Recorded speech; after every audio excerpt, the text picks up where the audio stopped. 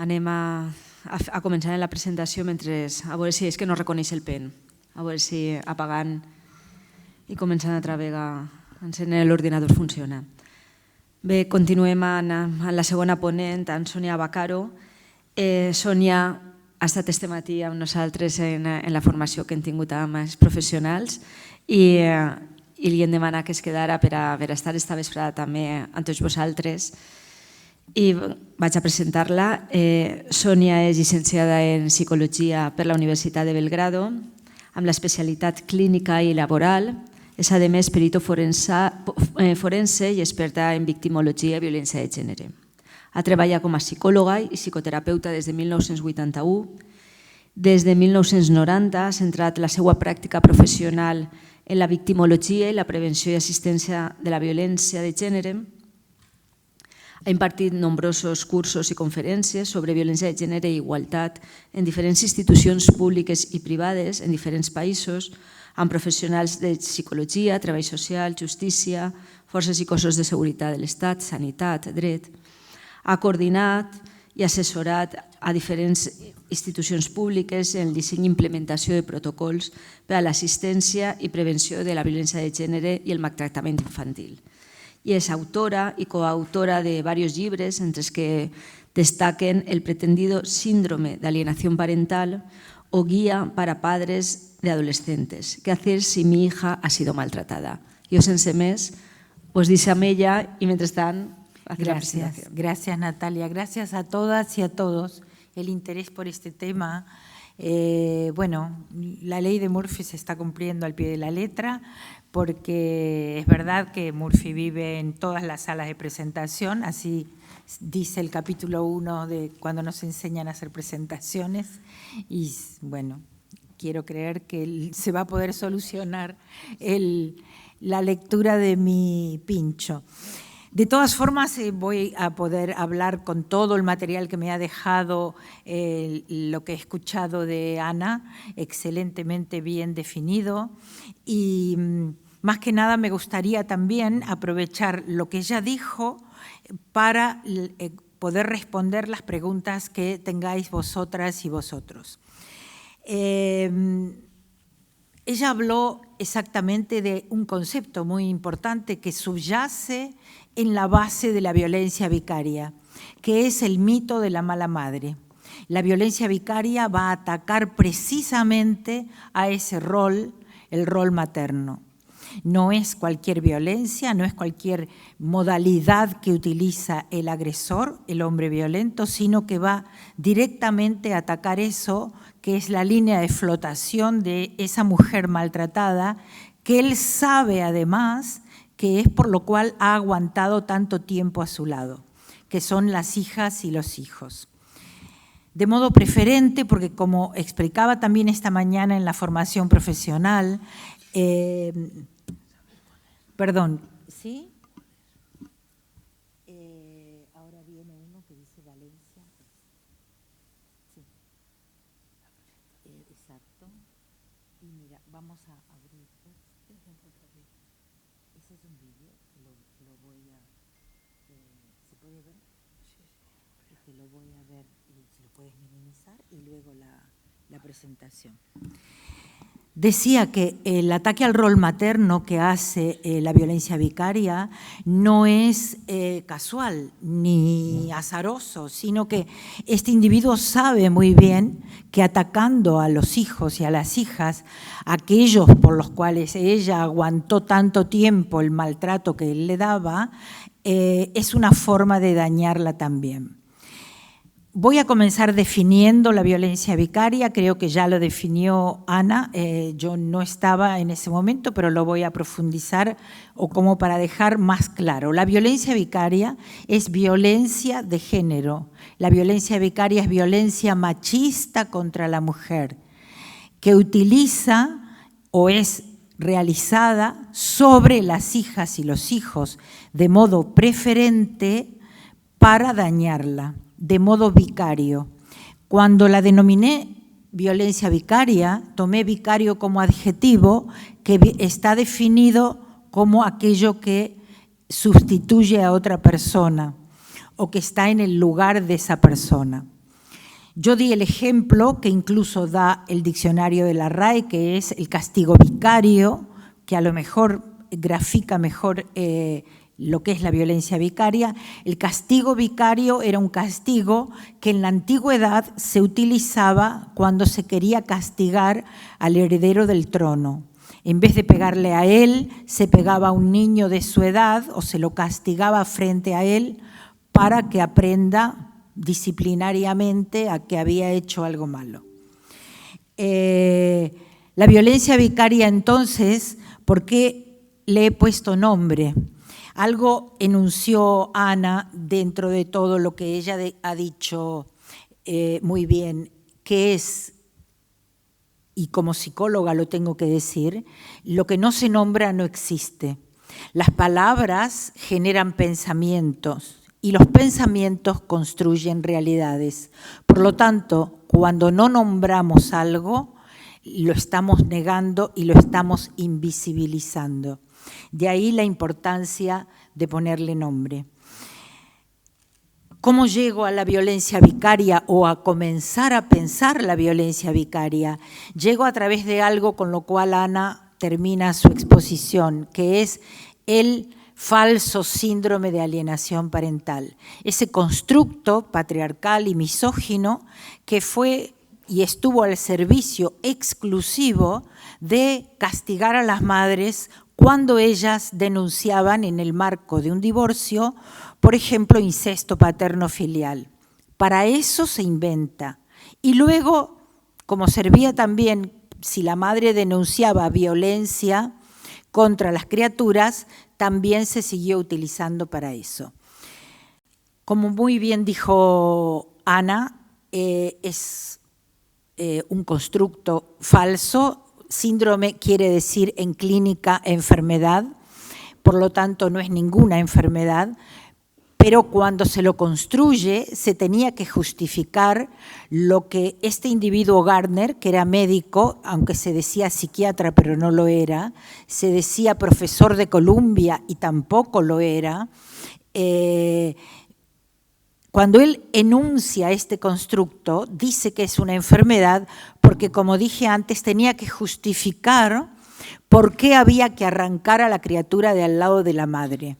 ¿Y por qué había que culpar a la madre? Porque, claro, la madre era la protectora de esa criatura, por lo tanto, había que neutralizar e invisibilizarla a ella.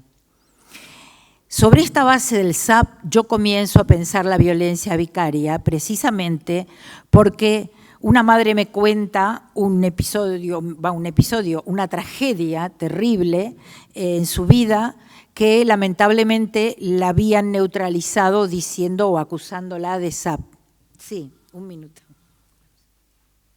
Esa, sí, y el vídeo. El vídeo es el que está al lado, le dije eso a él.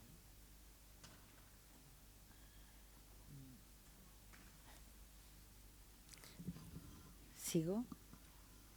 Ahí está, ahí abrió.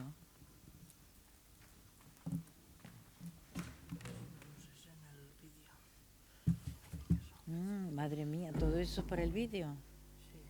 Sí. Comunico que es un vídeo que dura 1 minuto, pero miren ustedes el lío que está representando. Pero me parece muy importante porque tiene que ver con esto último, con lo cual cierra Ana su ponencia. Pero... ya está, bueno. Sí, mejor lo minimizamos, que quiero terminar la frase que estaba haciendo. ¿Cómo lo reactivo? ¿Te quedas tú aquí? Sí. Bueno, gracias. Ponte cómodo. Sí. Gracias. Bueno, esto hace que sea un poco más informal, menos solemne, porque desde aquí arriba la verdad que me siento muy hiperjerárquica, que no es esa la idea, sino todo lo contrario, precisamente porque estamos hablando de asimetrías jerárquicas. Pero bueno, decía que este individuo que fue Gardner presenta esto como una enfermedad que no lo es. A lo largo de los años precisamente no solo el único manual que clasifica trastornos y enfermedades mentales, editado por la Asociación de Psiquiatría Americana, que es el DSM, porque tenemos que saber también que el ICD, o el Manual de la Organización Mundial de la Salud, no es un manual que solo clasifica trastornos y enfermedades mentales. Tiene solo un capítulo dedicado a los trastornos y enfermedades mentales, que es el capítulo 5. Por lo tanto, decir que el SAP puede estar en el ICD o el Manual de la Organización Mundial de la Salud no quiere decir nada. Lo importante es saber en qué capítulo está o con qué clasificación, ¿sí? Esto, porque la gente que no está en esto no tiene por qué saber este grado de detalles. Pero bueno, como bien explicaba Ana, cuando la desinformación tiene estas características, que habla de modo general cuando solo está mostrando una parte del todo. Entonces decía que el SAP precisamente lo que hacía y lo que hizo fue culpar a la madre de cuando una criatura no quería estar con el progenitor al que rechazaba. Eso hoy en día se sigue nombrando, ya no como SAP, sino como interferencias parentales o alienación o no sé cuántos otros nombres se inventan para mencionarlo, pero todos los caminos conducen a culpar a la madre. O sea, el SAP, no me equivoco si digo que es una forma de violencia vicaria. De ahí parto yo para comenzar a pensar y a tener la escucha atenta de los relatos de las mujeres maltratadas que me empiezan a contar precisamente no solo esta mamá a quien al neutralizarla y no poder proteger a su hijo la obligaron a que lo deje en manos de su agresor que terminó asesinándolo, sino que el resto de madres que tenían a sus hijos vivos, pero tenía que forzosamente dejarlos en contacto con estos individuos, me comenzaban a contar cosas del estilo que cuando regresaban a la casa con ella, a veces le llegaban con una ropa que se habían ido recién comprada y estaba rasgada, literalmente a mano. No es que el niño o la niña se habían caído de algún sitio, sino que estaba la ropa rasgada a propósito, que llegaban descalzos en pleno invierno y bajo la lluvia, que llegaban abrigados con lana en pleno verano con 38 o 39 grados, etcétera, etcétera. O que, por ejemplo, cuando ella le había dado la medicación porque el niño tenía que tomar antibióticos, regresaba la misma medicación que le había dado y el niño le había dicho que no tomó nada porque era fea. O sea que interrumpían tratamientos que eran muy importantes. También me contaban que enfermedades crónicas como diabetes o la celiaquía no eran atendidas cuando estaban con el padre. Pero él se lo hacía saber a ella, regresando a esa criatura a la casa, por ejemplo, en el caso de la diabetes con dulces en la mano, o en el caso de la celiaquía con pan común o un bocadillo también comiéndolo y en la mano. Todo así este tipo de cosas que las mujeres me comenzaban a contar que eran y estaban destinadas exclusivamente al daño de ellos, iban acompañadas siempre cuando ella planteaba el hecho de querer separarse o querer acabar con toda la violencia que también ejercía sobre ella, con la famosa frase de te quitaré a los niños. Te vas a quedar sola, ya verás lo que te pasa. Esas frases eran como un mantra. Todos los maltratadores la decían, era la primer amenaza que mencionaban. Y yo insisto hasta el día de hoy, ¿por qué esas frases no encienden una alarma que nos hacen ver, especialmente entre mis colegas profesionales, decía que nos hacen ver que nadie amenaza con quitar algo que no sea un objeto? Por lo tanto, ese individuo ya nos está diciendo que esas criaturas para él son objetos, no son personas. Por lo tanto, Ana dejó una pregunta aquí que generalmente me la hacen también algunos medios en alguna entrevista y me dicen, bueno, pero ¿cómo un padre o qué es lo que hace que un padre pueda asesinar o maltratar a los hijos? Y partimos ya de una premisa falsa. No estamos hablando de padres, estamos hablando de individuos violentos que lamentablemente los denominamos padres, pero padre es otra cosa. Entonces, como todos se llaman igual, parece que todos son lo mismo. Y no, señor, vuelvo a la importancia de las palabras. Encontremos, por favor, una denominación para estos individuos. Lo estoy pidiendo cada vez que hablo, porque a mí no se me ocurre ninguna.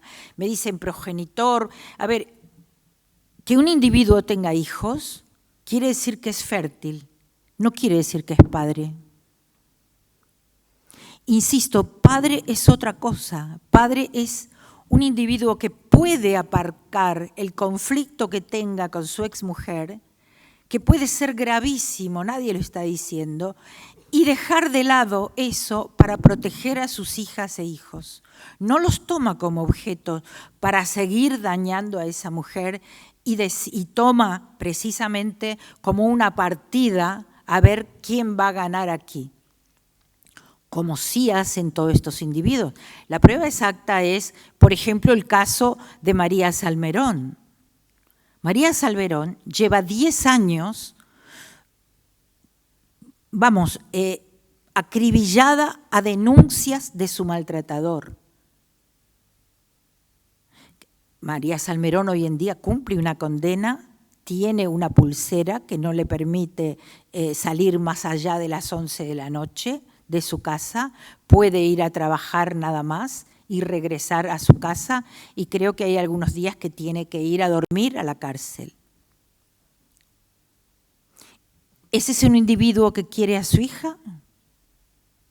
Su hija le está pidiendo por favor que la dejen tranquila. Hoy en día Miriam, y la nombro precisamente porque es una referente de estas criaturas que por suerte han aguantado, son muy inteligentes y están para dar testimonio de lo que han pasado.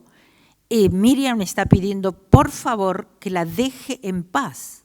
Y a este individuo no le importa nada más que seguir castigando a su madre, a la madre de la hija que dice querer, por lo cual, creo que ya no lo dice, pero que lo dijo todos estos años, precisamente, y estoy hablando de un caso aparte, que tal vez la mayoría de vosotras no lo sabe, pero el único sostén familiar que tiene Miriam es su madre.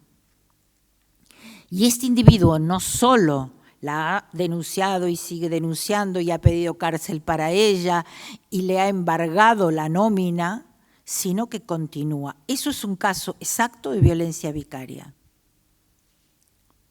Los hijos no importan. Importa ganarle la partida a esa mujer que se atrevió a decirle que te voy a abandonar, te voy a dejar, no quiero vivir más contigo, me quiero divorciar. Estábamos viendo un vídeo, a ver si pobre que lo dejo aquí sentada, que sirve porque es con lo que acabó Ana. Vamos, sí. No tiene sonido, precisamente porque es un vídeo de una cámara de seguridad. Tampoco tiene buena imagen, como verán, pero para lo que quiero mostrar se va a ver bien. Es una cámara de seguridad, como dije, de una pastelería, donde, veo muy mal desde aquí, pero bueno, va a entrar un padre con una hija y su hijo, una niña de 5 años y un niño de 10, que vienen de comer del McDonald's, donde le han regalado globos y otras cosas. Los niños le han pedido a su padre, esto es en Francia, y decía, los niños le han pedido a su padre que le compre dulces. Entonces el padre, amorosamente, como ven, les hace elegir cuáles quieren, con toda la paciencia del mundo. Los niños eligen, los llevan a comprar los dulces.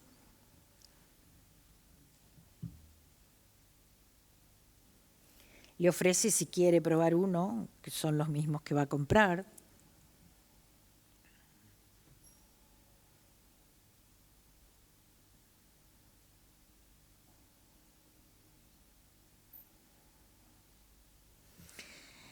Él también va a comprar una barra de pan porque va a hacer la comida para ellos después y entonces va a comprar la barra de pan. Les cuento algo, este señor estuvo 3 años sin ver a sus hijos, solamente con control y supervisión, los estaba viendo. Y este es el primer fin de semana que pasa con ellos, que le han permitido eludir el control y la supervisión, que pueda pernoctar con ellos. Tiene una causa de violencia contra la mujer del año 2010. Esto está ocurriendo en el año 2013 o 2017, no me acuerdo. Bueno, terminan de comprar. Como ven, el padre les enseña que hay que devolver el bote de los dulces del sitio de donde lo sacaron, saludan y se van. Ya está, lo podemos interrumpir y pasar a la diapositiva penúltima de la presentación. Esa no, tú dices aceptar y se te va a poner a actualizar la penúltima de eso. De esa presentación. No, la penúltima, esa es la primera. La penúltima es... Bueno, pásalo hacia atrás. Seguimos. Más. Lo paso yo si quieres, ¿eh? Ya si no... Sí, bueno, puedo utilizar este otro. Ya que no me puedo mover como Ana, pero... ¿Qué?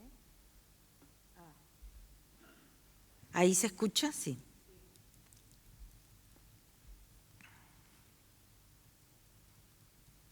¿Quieres que te ponga la que quieres y la proyectamos? ¿Cómo? Está muy adelante. Es la penúltima, o mejor dicho, bueno, la penúltima porque la otra está es esta, exactamente.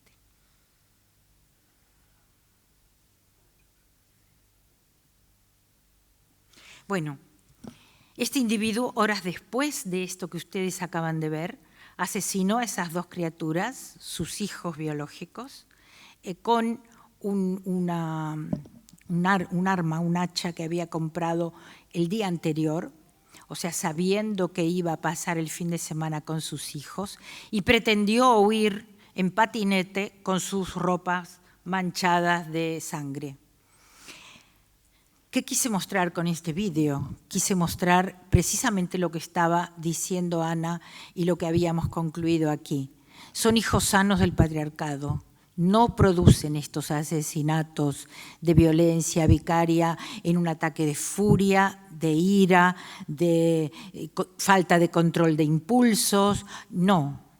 Son individuos fríos, calculadores, sin empatía ninguna, que precisamente lo que no toleran es haber perdido el poder y el control sobre los objetos que él considera que son de su propiedad, la mujer y los hijos, al mejor estilo de la figura arquetípica del pater familia, del derecho romano, que aunque tiene 2500 años, sigue vivo y entre nosotros.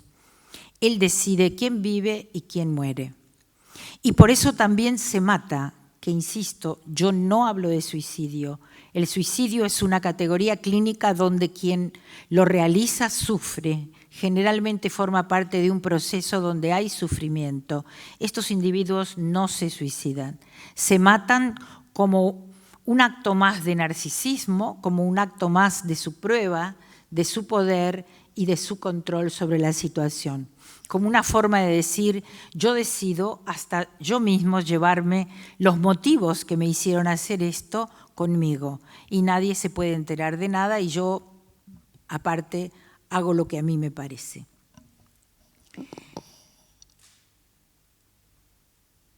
Ahora sí que tengo que ir al principio. Yo les agradezco, por supuesto, pero tengo que ir a lo anterior, que es el primero en sí.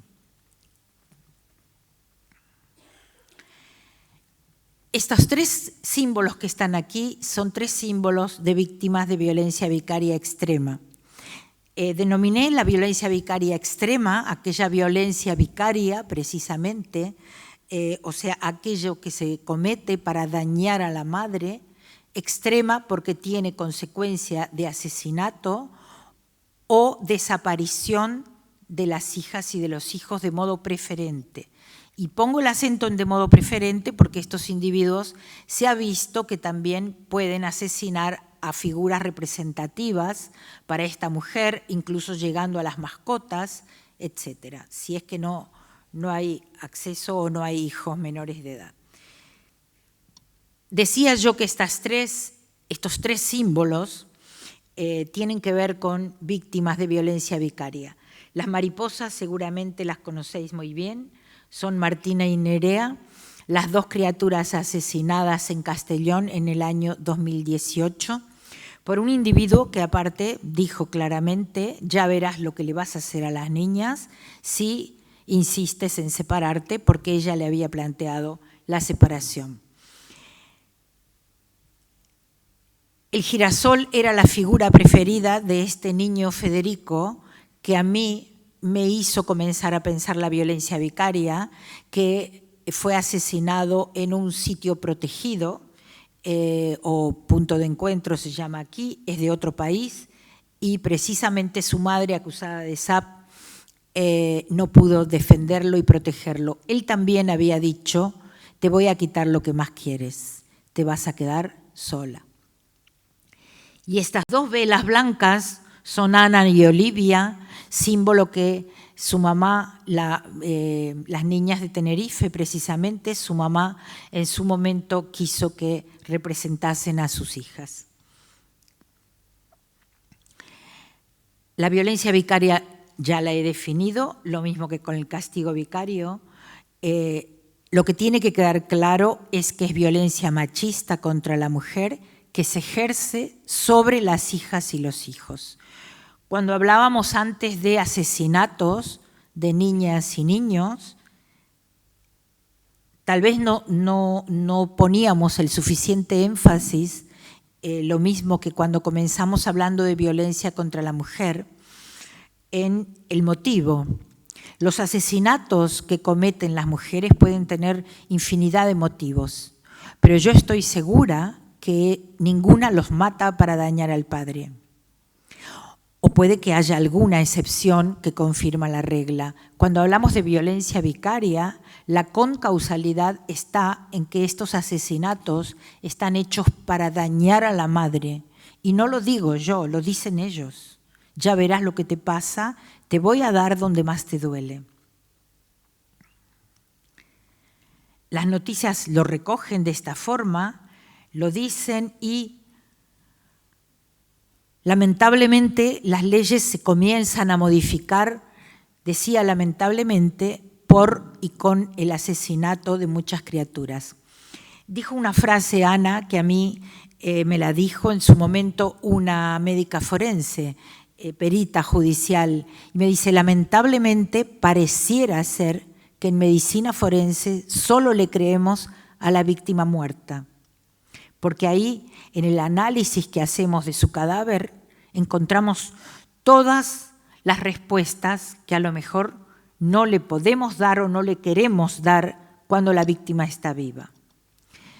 Y no son solo golpes, son a lo mejor fracturas de larga data, son incisiones, etcétera, etcétera. Y lamentablemente la vida de estas criaturas es la que hizo que nos demos cuenta de muchas cosas y que se modificasen leyes y normativas que a día de hoy espero de verdad que eviten que tenga que ser asesinada ninguna o desaparecida ninguna otra criatura más. Por ejemplo, el asesinato de Martina y Nerea, 2 criaturas de 2 y 6 años de edad, permitió, entre comillas, porque me duele decir que un asesinato permite luego algo, que el sistema Biogen se modifique en cuanto a los parámetros de riesgo, porque por primera vez a partir del asesinato de ellas se incorporaron a los hijos como factor de riesgo en el sistema Biogen, que no sé si todas y todos saben que es el que utiliza la Policía Nacional, la Guardia Civil y la Policía Local también, ahora mismo por suerte, para medir el riesgo de casos de violencia de género. Hasta ese momento, las hijas y los hijos no estaban considerados como factores de riesgo para la violencia contra la madre. A pesar de que estas mujeres, Ana nombró a Ángela Carreño, que denunció 50 veces, 50, no una ni dos, 50. Son algunas veces, ¿verdad? Y sin embargo nunca fue creída en el sentido de tener que proteger a su hija. Lo mismo le pasó a la mamá de Martina y de Nerea. Ella denunció en varias oportunidades, porque estos individuos lo dicen aparte. Te voy a quitar lo que más quieres, te vas a quedar sola, ya verás lo que te pasa, ya verás lo que le vas a hacer a las niñas. Sin embargo, ninguna de las dos y tantas otras que no mencionamos, menciono solo los casos que todas y todos seguro podemos identificar, decía que ninguna de las dos consiguió una medida de protección para sus hijos. Así todo el sistema Biogen incorporó ahora las amenazas a los hijos como factor de riesgo, pero no es tan ponderado, está a la misma altura que el resto de las amenazas cuando están medidas o evaluadas en el sistema Biogen.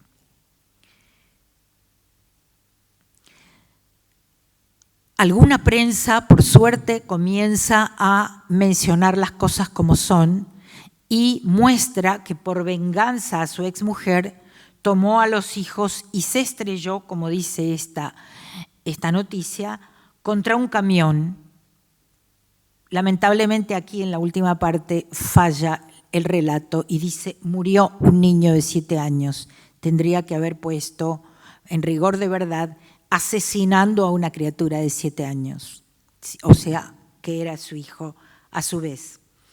Juezas y jueces están incorporando algunos la perspectiva de género, es verdad, pero todavía, lamentablemente, hay una gran mayoría que le cuesta mucho incorporar que estamos frente a un delito que tiene una singularidad específica, que es la desigualdad estructural, que no podemos soslayar. Esto que también señaló Ana, que es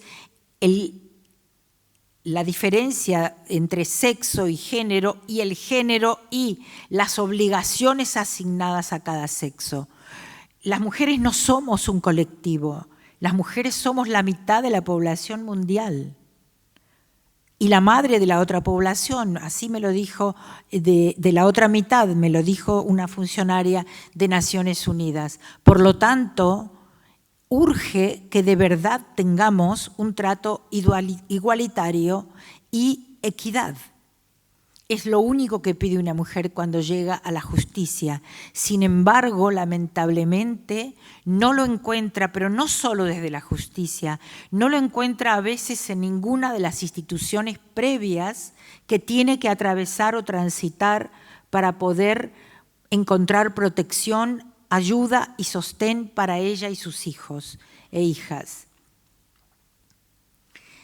Es verdad que todas y todos hemos sido criados y educados en un sistema patriarcal. Insisto con esto porque es necesario que todas y todos nos cuestionemos nuestro pensamiento, porque seguro que estamos atravesados por algo que ese patriarcado nos está inculcando desde el momento que nacimos y antes también a través de generaciones anteriores, porque el patriarcado tiene exactamente o casi, los antropólogos me dicen, 5.000 años de antigüedad. ¿Qué quiere decir? Que hace 5.000 años, nada más y nada menos, que las mujeres estamos siendo discriminadas solo por el hecho de haber nacido mujeres. Que ese es el diferencial. Cuando alguien me dice, pero no hay mujeres que pegan a los hombres, sí, claro, pero no lo hacen porque ellos son hombres. Que esa es la diferencia estructural, además, entre otras cosas.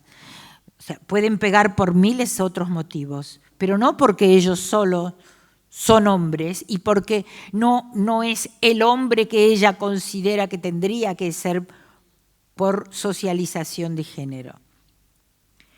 El contexto en el que surge, yo lo contaba esta mañana, mostré más o menos que allí por los años 80, cuando comenzaron los primeros programas de asistencia a víctimas de violencia de género, hubo uno que hoy en día se aplica en 26 países, que a mi entender es el mejor y más efectivo, que despatologizó esto que se estaba hablando ya en los años 80 con respecto a por qué los hombres pegaban y maltrataban a sus mujeres. Este debate que se dio aquí, que no fue un debate, o sea, fue una aclaración nada más, que si eran psicópatas y por qué elegían a ellas y no a otros. Bueno, porque son psicópatas, pero no son enfermos mentales y no son tontos, al contrario. Saben muy bien a quién insultan, a quién maltratan y a quién quieren someter. No es a cualquiera. Es más, se pueden mostrar absolutamente sumisos estos individuos frente, por ejemplo, frente a una jefa, frente a alguien que sepa que tiene cierto poder y él puede alcanzar algún tipo de ventaja para hacerlo, etc. Decía que este programa, que es el primero estandarizado, que surge en la ciudad de Duluth, en Minnesota, que está diseñado también con la asistencia de la Universidad de Minnesota, pone el poder y el control en el centro como motivo del maltrato y la violencia contra la mujer. Este programa en ese momento hablaba casi exclusivamente de violencia física y decía que el riesgo para los hijos venía del problema de la violencia física contra la madre. En esos años, o sea, tenemos que saber que si bien han pasado 40 años, para la modificación de una sociedad que está estructurada hace 5.000 años de una forma, es nada. Las leyes en el sentido que estamos viendo ahora, por ejemplo, la Ley Integral de Medidas de Protección contra la Violencia de Género, que son leyes que al comienzo se llamaron de discriminación positiva, hoy en día la palabra discriminación desaparece. No son leyes caprichosas, son leyes que en su momento los organismos internacionales dijeron, si no hacemos este tipo de normativas que obliguen cierta tendencia, nos queda todavía 400 o 500 años para lograr una igualdad efectiva entre mujeres y hombres. Igualdad de derechos y oportunidades, nada más, ni nada menos. Por lo tanto, por eso se comenzó a legislar en todo el mundo para poder hacer una equidad entre uno y otro. Y cuando hablo de equidad, no hablo de igualdad, porque no consiste en darle 50% a cada uno, porque si se parte de una balanza que está desnivelada, a favor de un sexo y en contra de otro, lamentablemente ponerle el 50% a cada platillo es profundizar el desnivel. Por lo tanto, había que subir un poco el platillo de una de las balanzas que estaba desnivelada. Decía entonces que en ese momento solo mirábamos la punta del iceberg, que era la violencia física. Pero ya en el año 2013, este mismo modelo Duluth comienza a elaborar otros tipos de violencias que surgen precisamente, ellos dicen, poder y control post-divorcio, que como ustedes lo pueden ver ahí, tiene en la base al sistema y las instituciones. El modelo Duluth dice claramente, cuando describe este gráfico, que este tipo de nueva violencia que aparece, ellos no lo llaman violencia vicaria, pero es violencia vicaria. Decía que este tipo de violencia, que es casi en exclusividad un ataque al rol materno y toma a las hijas y a los hijos, no puede surgir ni tener ningún recorrido si no fuese por la base o el sustento que le da las instituciones y el sistema. ¿Qué quiere decir? Que seguimos en la violencia estructural, en el patriarcado, en el machismo de base que existe lamentablemente en muchas partes, en el sistema y en las instituciones mismas. El año pasado se hizo el primer informe o la primera investigación o el primer estudio de casos de violencia vicaria extrema en toda España. Tuve la suerte y el placer de coordinarlo y diseñarlo y hacerlo junto a la Asociación de Mujeres de Psicología Feminista de Granada. Y lo terminamos precisamente en diciembre del 2021. Analizamos 400 casos de asesinatos de niñas. Lo que vimos en todo es que en los casos de violencia vicaria había una larga historia de violencia de género previa y eso es lo que da el estatus o la categoría a la violencia vicaria, que no solo es un ataque contra la madre, sino que es en el marco siempre de la violencia de género. Y por suerte así está incorporado en la ley, luego lo vamos a ver. Decía que este estudio lo terminamos en diciembre del año pasado y lo presentamos en abril de este año, fortuitamente, justo el día que un asesino en Sueca asesinaba a una criatura. Sueca aquí en Valencia, ¿verdad? Asesinaba a su hijo de 12 años, el día de su cumpleaños, el cumpleaños del niño, cumpliendo con un mandato judicial del régimen de visitas, y declaró este asesino: si hubiera vuelto a mi lado, hablando de su exmujer, esto no habría pasado. O sea, está todo dicho. Está todo dicho en el sentido que no es algo caprichoso que se nos ocurrió a nosotras decir que los asesinan para dañar a la madre. Todos ellos lo confesaron de esta forma o con otras palabras.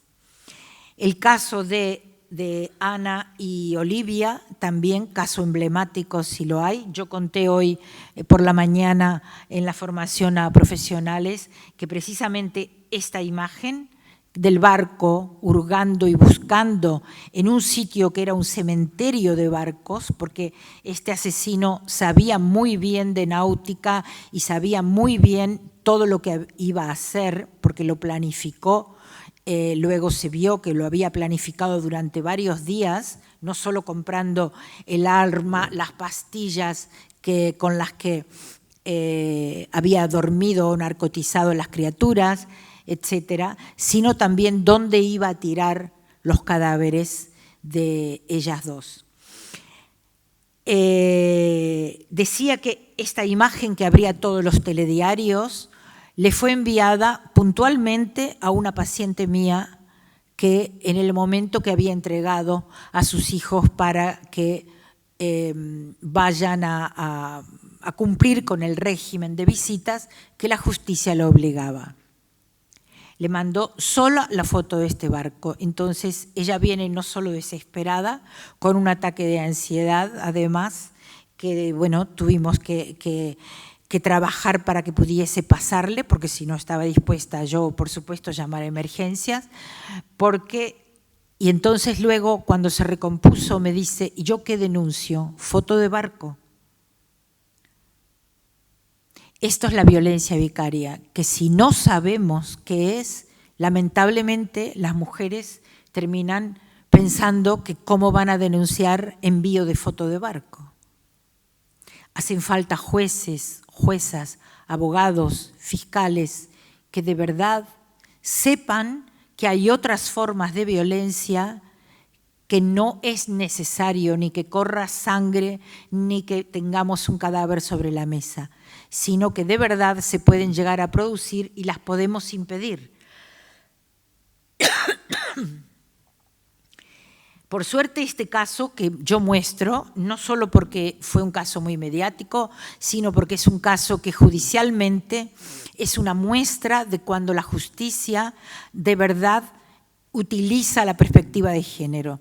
La jueza de instrucción, cuando descubre que este individuo, de acuerdo a las coordenadas y de acuerdo a lo que toda la gente que sabía de náutica le pudo decir, había lanzado los cuerpos a un cementerio de barcos, concluyó que esa ubicación la había elegido a sabiendas porque sabía que dificultaría el hallazgo de los cadáveres y para sumir a la madre precisamente en un sinsentido y en un estado de perpetua búsqueda que la iba a llevar eternamente, seguro, a un sufrimiento sin retorno.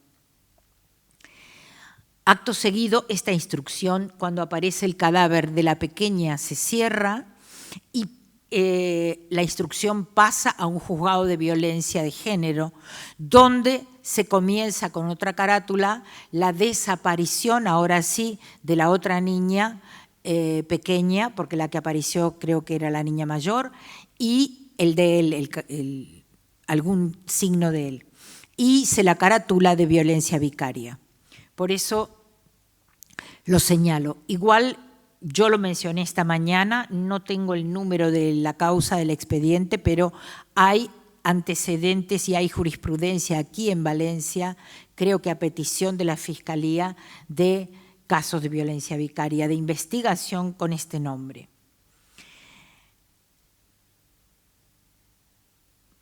El análisis de estas 400 causas de asesinatos de hijas e hijos fue desde el año 2000 al año 2021. Dio como resultado 51 casos de violencia vicaria. 50 eran menores de edad y 1 era la madre de la víctima, de la mujer maltratada. Claramente en todos descubrimos no solo los antecedentes de violencia que había sufrido la mujer, porque en la mayoría de los casos no estaba denunciada, y lo que tenemos que saber que cuando hablamos de violencia de género estamos frente a un delito que es casi invisible, porque solo se denuncia un promedio del 25% de los casos. Esto lo dice el Consejo General del Poder Judicial, la Fiscalía General del Estado, el Ministerio de Igualdad y la Fiscalía Especializada de Violencia de Género. 4 organismos que coinciden en esta cifra que yo acabo de mencionar. Solo denuncia el 25% de las víctimas. El resto, por muchísimos motivos diversos, no denuncia. Por lo tanto, cuando tenemos conocimiento de un caso de violencia de género, tenemos que saber que hay detrás 3 más que están ocultos y que no están hablando y que seguro están disimulando y que seguro se están cubriendo los moratones o mintiendo en muchas urgencias de cómo se lastimaron tal o cual parte del cuerpo. ¿Por qué este caso y esta cifra no coincide con las cifras que da el Ministerio de Igualdad? Primero, el Ministerio de Igualdad cuenta los asesinatos de niñas y niños desde el año 2013. A día de hoy creo que son 48 o 49. Pero cuando cuenta los casos de asesinatos de criaturas, no necesariamente son casos de violencia vicaria. ¿Por qué? Porque a veces la madre también es asesinada con ellos. En la violencia vicaria tenemos que tener claro que hay que demostrar que es para dañar a la madre. Por lo tanto, la madre, para estos asesinos, debe quedar viva, porque sabe que de esa forma no se va a recuperar nunca. Cuando el asesino mata a la madre, no es violencia vicaria, es asesinato por violencia de género. Otra distinción que tengo que hacer, porque es muy importante, es que no todo maltrato infantil por parte de un maltratador es violencia vicaria, porque no está destinado a dañar a la madre, pero sí toda violencia vicaria es maltrato infantil. Entonces, como dije esta mañana, y si hay aquí abogadas o abogados presentes o alguien de la justicia, tenemos agravantes en la violencia vicaria para condenar para las criaturas. ¿Por qué? Porque el daño a las criaturas no solo es gravísimo con el asesinato, por supuesto, sino también cuando se lo utiliza como objeto para seguir dañando a la madre. La deshumanización o la transformación de alguien en objeto es un agravante. Entonces, ¿por qué tomamos nosotros esta franja del 2000 al 2021? Otro detalle de la investigación, porque queríamos saber cómo se trataba antes de la sanción de la ley del 2004 a estos casos de asesinato de criaturas, donde a su vez la madre era abiertamente maltratada previamente y estaba victimizada por el maltrato. Pero claro, no existía la ley de medidas de protección y por lo tanto la denuncia entraba en un curso muy diferente que era la justicia penal, tenía que comprobarse el maltrato continuado, etcétera, etcétera, etcétera. Indudablemente no había perspectiva de género y nadie se cuestionaba la perspectiva de género ni que tenía que aprenderla siquiera. Y lamentablemente eso hacía que muchas veces estas mujeres victimizadas por esa violencia de larga data fuesen consideradas partícipe necesaria o cómplice del asesino, ya sea porque estaba en la escena del crimen o porque no hizo lo suficiente, entre comillas, como para impedir que él asesine a su hijo. Hay un detalle que quiero decir aquí y mencionar, y digo lo mismo que dijo Ana, no para justificar nada, sino para que tengamos todos los elementos cuando analizamos un caso que es mediático. Y en el asesinato de esta criatura que ella mencionó, donde el asesino, la asesina fue la madre y el padre salió a hablar y tenía una orden de alejamiento, ella intentó suicidarse, sí, porque tenía una sobredosis de pastillas también, pero no lo consiguió. Solamente ese dato. Pero además no está comprobado ni se puede comprobar, entre comillas, que fue para dañarlo a él.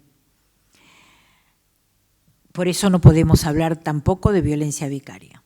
Algunos de los datos que vimos en el análisis de estos casos. La gran mayoría eran hombres entre 30 y 50 años de edad.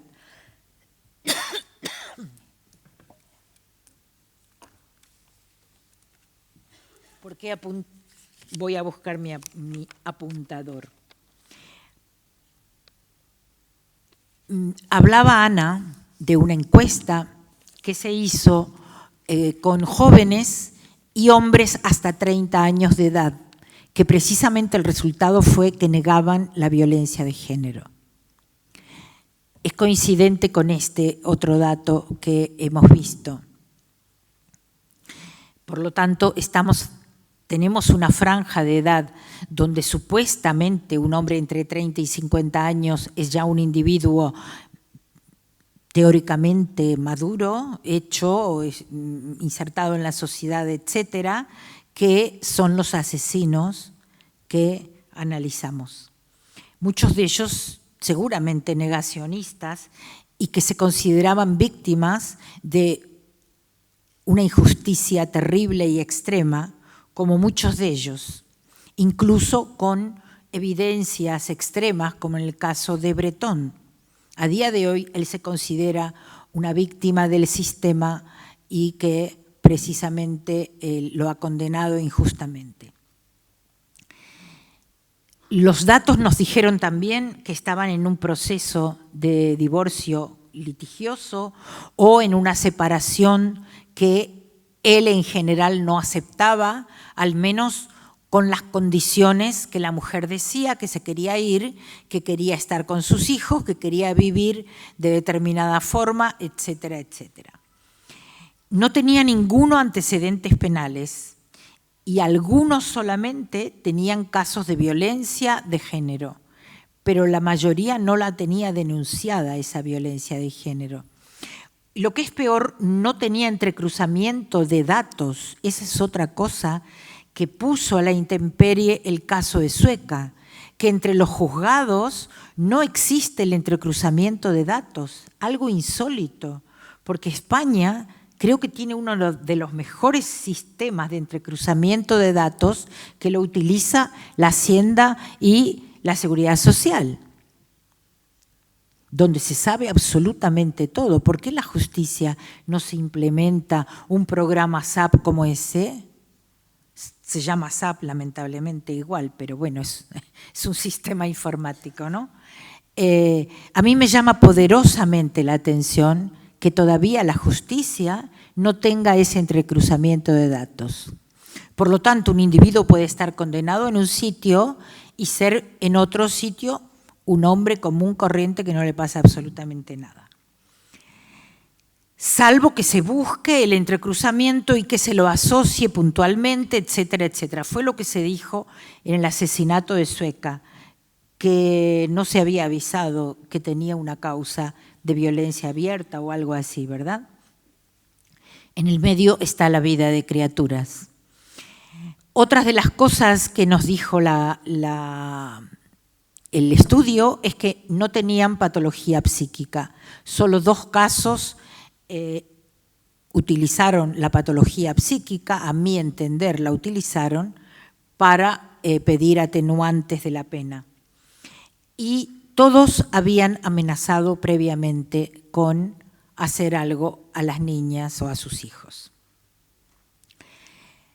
Pertenecían estos tipos a todas las clases sociales, tenían todos los niveles educacionales que se puedan imaginar, tenían todos los trabajos que pudiesen ustedes creer, desde altos ejecutivos hasta individuos que a lo mejor estaban transitoriamente sin empleo, desde máster o doctorados hasta a lo mejor una FP, pero ninguno era analfabeto, eso seguro.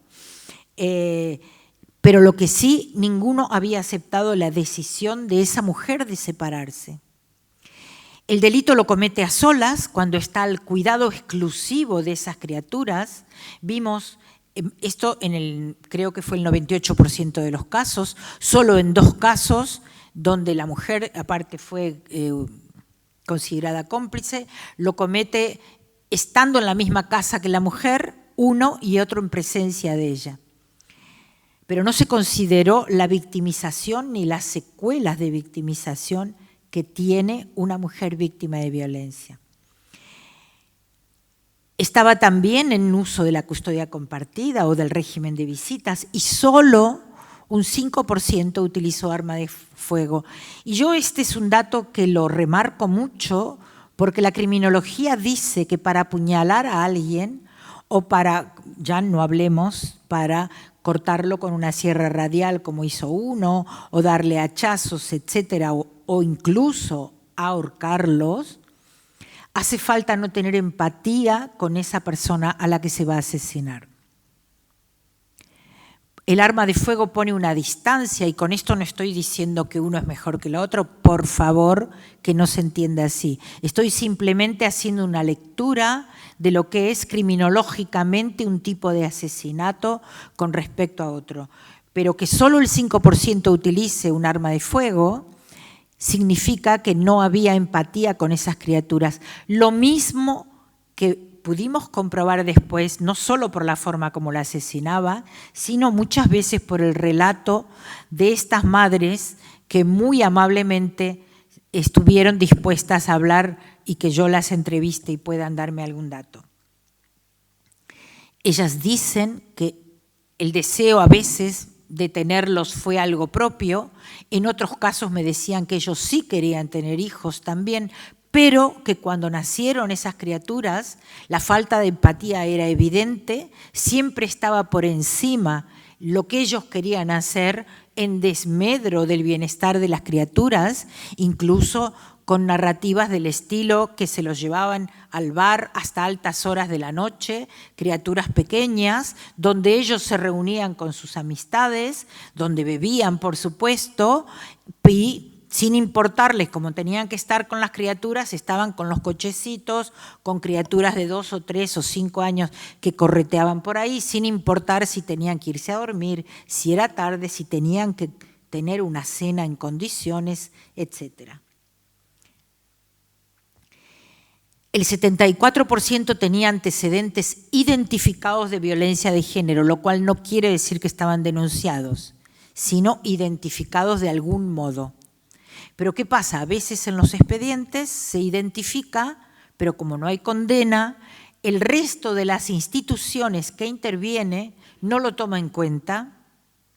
Entonces, me parece que esto también es un fallo que tenemos que tratar de ver si podemos evitar, porque un violento es violento y lo va a seguir siendo, especialmente cuando tiene una determinada edad donde ya no cambia porque está asociado a su identidad masculina además. Le cuesta mucho no ser así, porque él cree que deja de ser un poco hombre, o sea que pierde masculinidad. No hay datos en el 24% restante y la falta de datos es un obstáculo muy grande que nos encontramos a la hora de analizar los expedientes. ¿Qué quiere decir? Que no encontramos datos de donde se señale si había o no violencia, pero lo que es peor de todo es que siendo la criatura, ya sea niña o niño, la víctima principal de esa causa, porque recordemos que estábamos analizando casos de asesinatos de criaturas, no había datos de esas criaturas. Las niñas y los niños eran invisibles para esos expedientes de la justicia. No se los había analizado, no se había previamente si estaba mal o no quería ir con ese padre o no se quería quedar, etcétera. No se había hecho una intervención psicológica para ver qué le pasaba,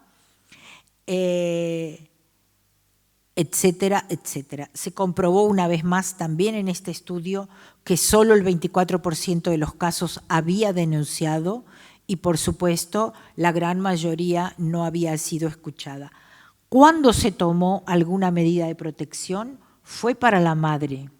A la madre se le dio orden de alejamiento, se le dio medida de protección, a veces se indicó también la permanencia en una casa de acogida, pero paradojalmente el individuo conservó las visitas e incluso hasta la custodia compartida de esos niños y niñas. Hasta no hace mucho escuchamos y leímos en los periódicos que se regulaban visitas de individuos que estaban en la cárcel por haber querido asesinar a la madre.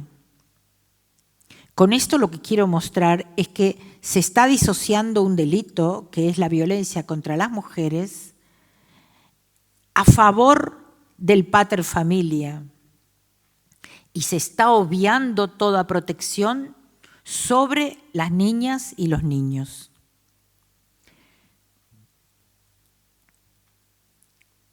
Solo en el 10% de los casos se dio el alerta a las autoridades. ¿Qué quiere decir? Que en un 90% eso pasó absolutamente desapercibido. O como se le dijo a la mamá de Martina y Nerea, si él dice, quiere decir que no lo va a hacer. Cuando ella fue a denunciar que le había dicho que mataría a las criaturas. No hubo nunca ninguna medida de protección sobre las niñas y los niños. La orden de alejamiento hasta no hace mucho y todavía hoy parece que como una forma automática de impartir justicia o de hacer algún tipo de intervención, lamentablemente se sigue sin aplicar para las niñas y los niños. O sea, yo me pregunto, ¿qué delito identificamos que alguien es un individuo peligroso y no protegemos precisamente a la parte más vulnerable, que son las criaturas? ¿En qué delito pasa esto? En la violencia de género, sí.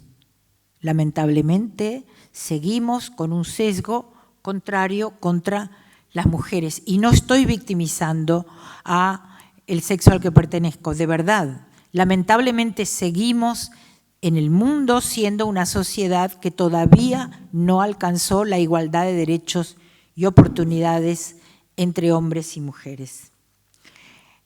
Los antecedentes de las modificaciones que se hicieron a raíz de la investigación y todo lo que veníamos precisamente investigando y difundiendo aquí en España, decía que los antecedentes los encontramos en el Reino Unido en una investigación que se hace en el año 2013 desde un departamento de criminología donde el título de la investigación fue Asesinos de familia y el grupo de una criminóloga y 2 criminólogos dijo precisamente que el asesinato de las criaturas había aumentado en los últimos 10 años. Ellos llegan a algunas conclusiones que se equiparan absolutamente a las conclusiones que llegamos nosotros en nuestra investigación con respecto al divorcio conflictivo. El tema es que ellos ponen el acento en la familia. Tal vez mi explicación es porque ellos son criminólogos y fueron al perfil o a la modalidad del asesino y nosotras lo hicimos desde la victimología y por eso pudimos ver que en realidad no era casual por qué esas víctimas y hacia dónde se dirigía esa violencia. Pero hay algo donde coincidimos. No solo que pertenecían a todas las clases sociales y profesiones, sino que también que los asesinatos lo cometieron durante el uso de las visitas o la custodia otorgada por los juzgados, sino que tampoco mostraron ni culpa ni arrepentimiento, pero además en estos nos dan la razón con la violencia vicaria. Ellos dicen que asesinando a sus hijos creyeron ir contra la madre, a pesar que lo titulan asesinos de familia. A raíz de esto, en el Reino Unido se cambian las medidas judiciales, se termina de otorgar permanentemente y siempre la custodia y visitas a los hombres violentos o aun cuando se presumiese que estaba en curso en algún tipo de procedimiento o no, decía cuando se presumiese violencia contra la madre, y nada, el antecedente de violencia vicaria que por primera vez aparece en nuestro corpus jurídico aquí en España en el Pacto de Estado en el año 2017, ratificado en el 2021 y permite por primera vez que estas madres cuyos hijos e hijas habían sido asesinados adquieran el estatus de víctimas de violencia de género. Hasta ese momento ninguna lo tenía, incluso la misma Ángela Carreño no tenía sentencia por violencia de género. Ruth, la mamá de las niñas que había asesinado José y Ruth, precisamente las que había asesinado Bretón, decía, estaba ese día que pudimos incluir este concepto en el Pacto de Estado y finalmente el año pasado al sancionarse la Ley de Protección Integral a la Infancia y la Adolescencia frente a la violencia, se modifica la Ley de Medidas de Protección Integral contra la Violencia de Género, describiendo la violencia vicaria en el punto 4 del artículo 1. El último dato que yo quisiera darles, porque es escalofriante y me parece que borra muchos mitos, es que en el 82% de los casos que analizamos, el asesino de estas criaturas era el padre biológico. Con esto creo que termino diciendo que por favor encontremos la palabra que defina a estos individuos, porque padre es otra cosa. Estos individuos lo único que nos demuestran, como dije antes, es que son fértiles, pero nada más. Dicho esto, ahora sí, mi diapositiva de muchas gracias por la atención y escucho las preguntas que quieran hacer. Buenas tardes. Me pasé.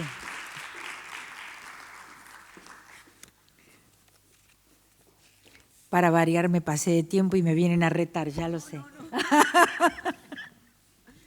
No, vengo a darte las gracias.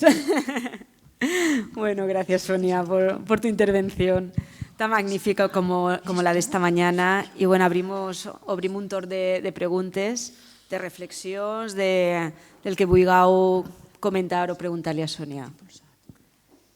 Està Gina i Carla ahí en el micro. Allí está.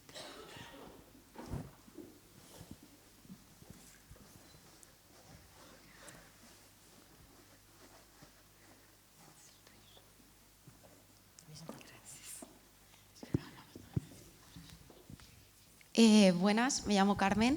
Muchísimas gracias por toda la información porque la verdad que ha sido muy interesante. Tengo muchísimas preguntas, pero sobre todo a mí me has dado a entender con todo lo que nos has explicado que, no sé si es así, me gustaría que me lo aclararas, que la reinserción de este tipo de individuos o personas no es posible. Que no escuché la palabra. La reinserción en la sociedad de este tipo de individuos, según lo que yo he entendido o lo que, no sé, me ha llegado a mí de lo que has querido transmitir, es que la reinserción de este tipo de personas pues es muy baja. ¿Es así lo que querías transmitir o piensas que es posible la reinserción? A ver, para empezar, yo no soy psicóloga penitenciaria, pero, o sea que tendría que decir que sí, que es posible la reinserción. Voy a ser honesta y voy a decir que no. Me parece que estos individuos no cambian y no podemos, aunque haya un margen de cambio, que todos los estudios en el mundo y todas las intervenciones con individuos de este tipo.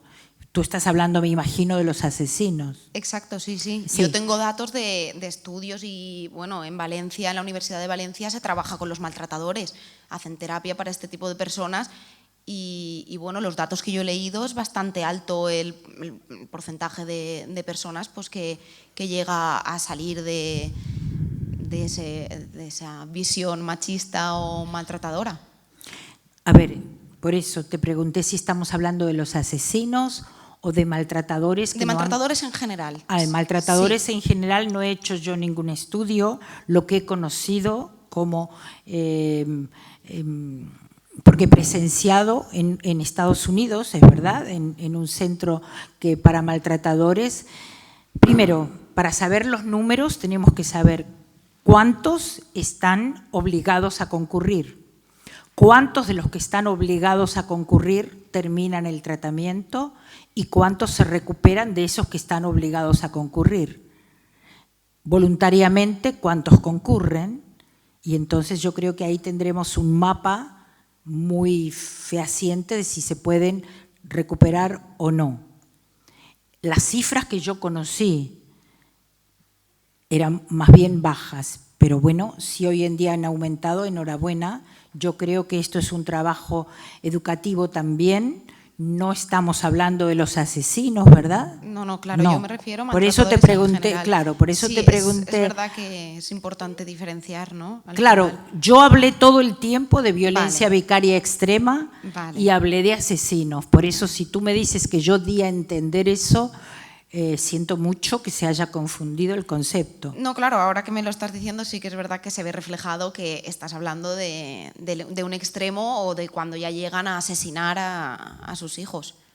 Claro, a esa es mi respuesta, que yo, esos individuos no creo que tengan reinserción de algún tipo. De hecho, ellos mismos lo dicen, no lo reconocen. La primera reinserción tiene que pasar por reconocerlo, tengo entendido, etcétera.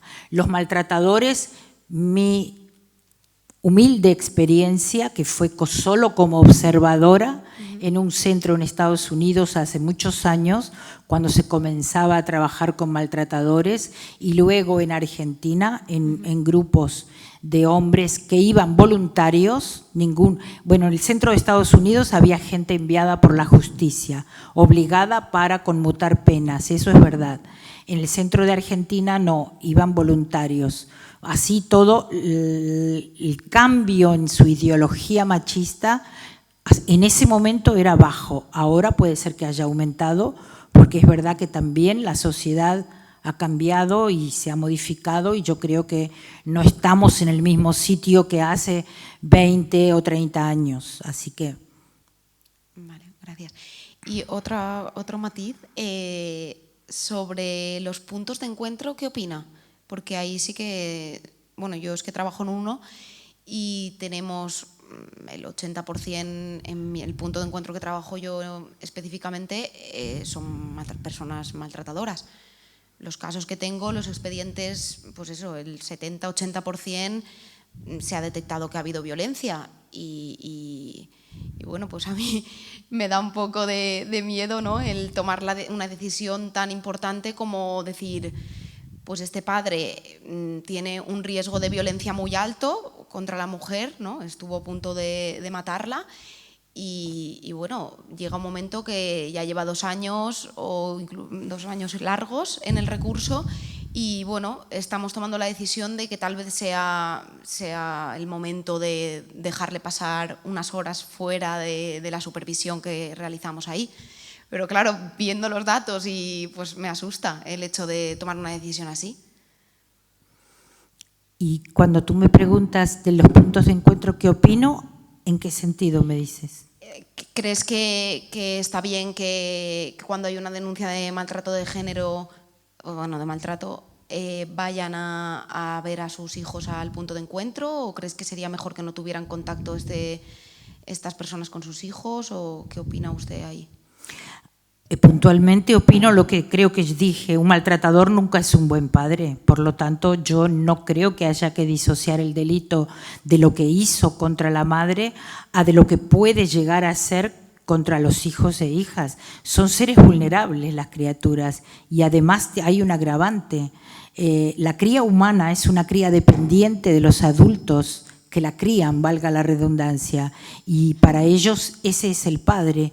Ninguna de estas criaturas que nosotros contabilizamos el asesinato tenía marcas de defensa, solo la primera, Federico, el símbolo del girasol,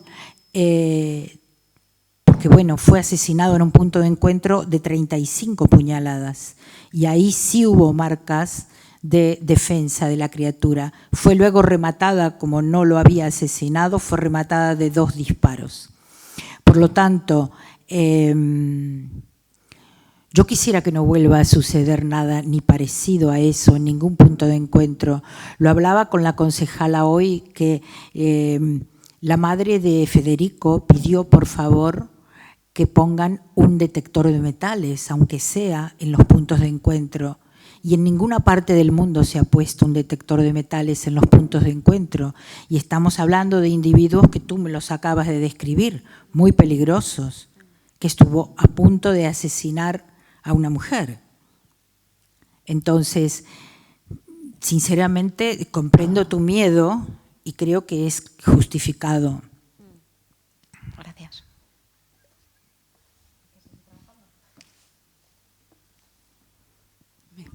Alguna pregunta més? Res? Està tot clar? Us ha deixat clar, no? El tema. Bé, bueno, pues darte las gracias, Sonia. A ustedes.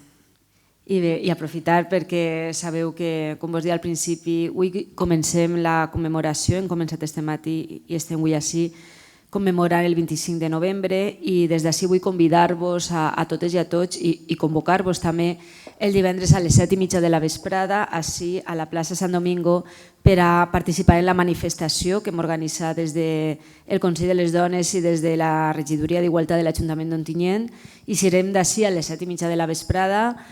El recorregut de la manifestació és Martínez Valls, i la part de baix de Daniel Gil. Acabarem en la plaça Concepció, ens acompanyarà com tots els anys la batucada, la muixaranga, i acabarem amb una lectura del manifest i un performance que estem organitzant des del Consell de les Dones. Així que vos esperem a totes i a tots el divendres a les 7:30 ací a la plaça Sant Domingo per a participar en la manifestació. Moltes gràcies.